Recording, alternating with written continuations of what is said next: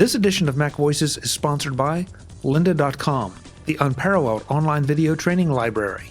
For a free 10-day unlimited trial, visit lynda.com/MacVoices. Hi, I'm Chuck Joyner. MacVoices is at NAB in Las Vegas. I'm here with Dylan of Teradek talking about Live to Air, their iPad-based video switcher production studio thing. Good to see you. Thank you so much. Yeah, of course. It's good to be here. It's really happy to show off the app. It's been a lot of work, but it's been worth all the effort. Now, you've just gone through a couple demos that I've watched. This is really impressive, and we'll let the folks see a demo. But a couple basic questions before we get to that. This is an iPad app, and you sell cameras for it, but I don't necessarily have to use your cameras. I can slave my existing iPhones or iPad touches or whatever. That's correct. So we have a remote app called Live Air Remote, and you can use your iPhone camera as a source, and seeing as iPad cameras are up to 1080p nowadays, it's a pretty good solution.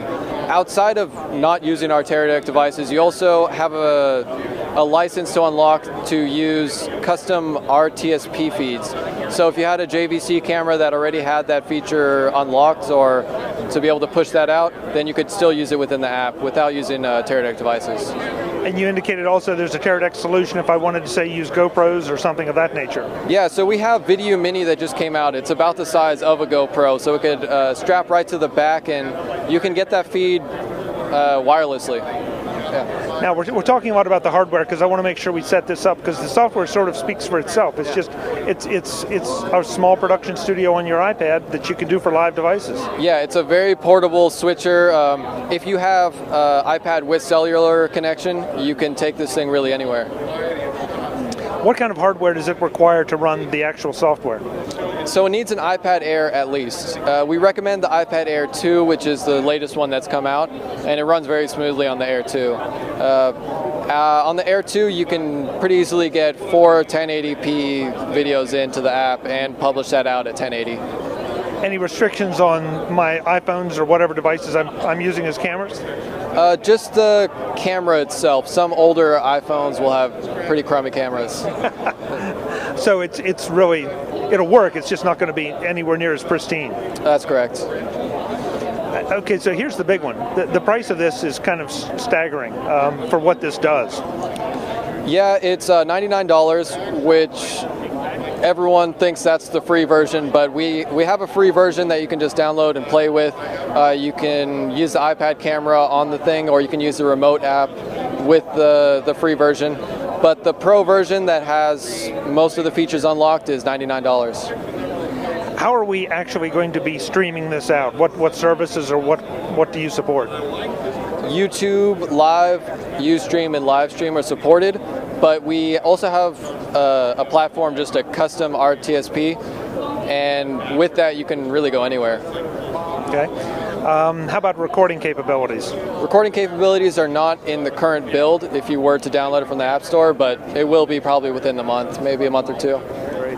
And much to my surprise, there's a free version of this so people can go and try and decide if it's for them. Yeah, they can play with it right away. They can download it tonight if they felt like it. Do you know how much time you've just sucked out of my life wanting to play with this? That's okay. It's a good waste of time. We're going to go and see the demo now and let folks figure out whether it's for them. I think it will be. So we have any of our encoders will count as a feed for this. So we have a couple cubes and we have a video here. So they are all hooked up to our little router pretty much.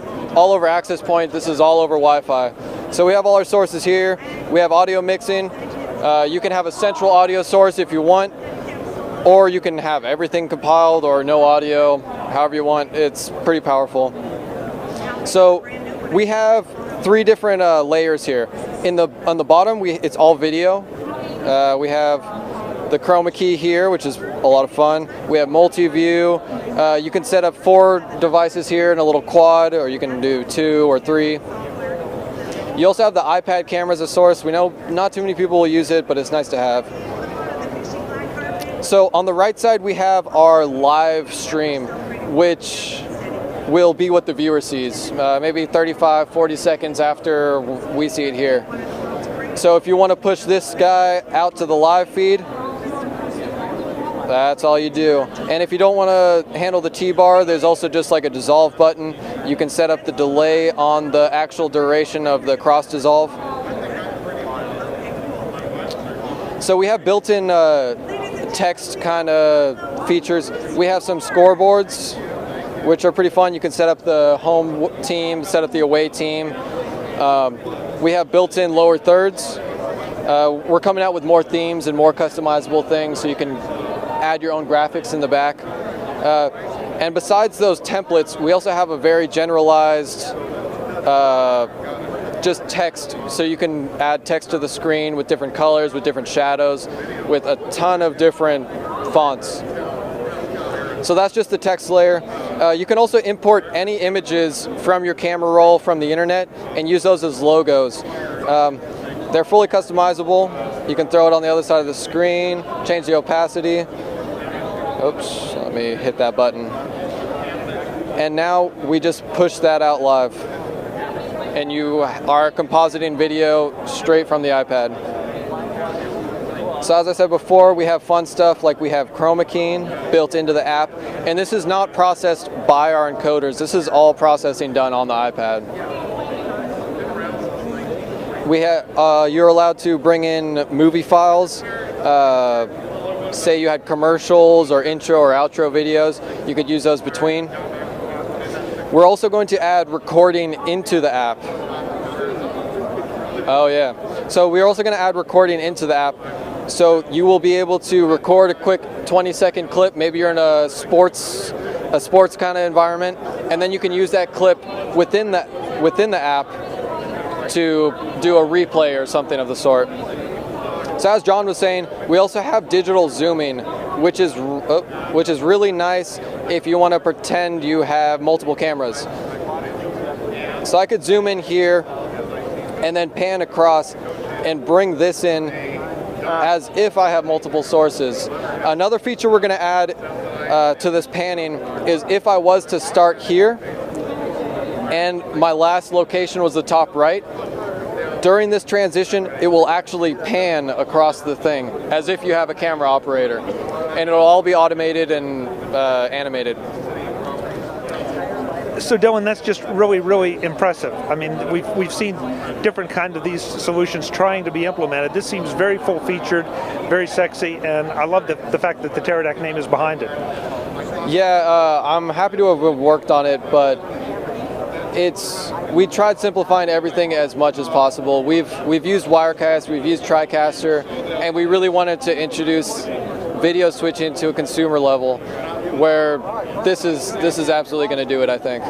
Very nice. The website where people go to learn more, obviously this is the application's in the App Store, but where do folks go to learn more about Teradek, the cameras, and all the hardware? Teradek.com will have information on live to air. It'll also have information on all our products. Dylan, thank you so much for the time. Really appreciate it. Of course, I'm glad I could be here. Folks, we'll have more from NAB in Las Vegas on MacVoices. I'm Chuck Joyner. Thanks for watching.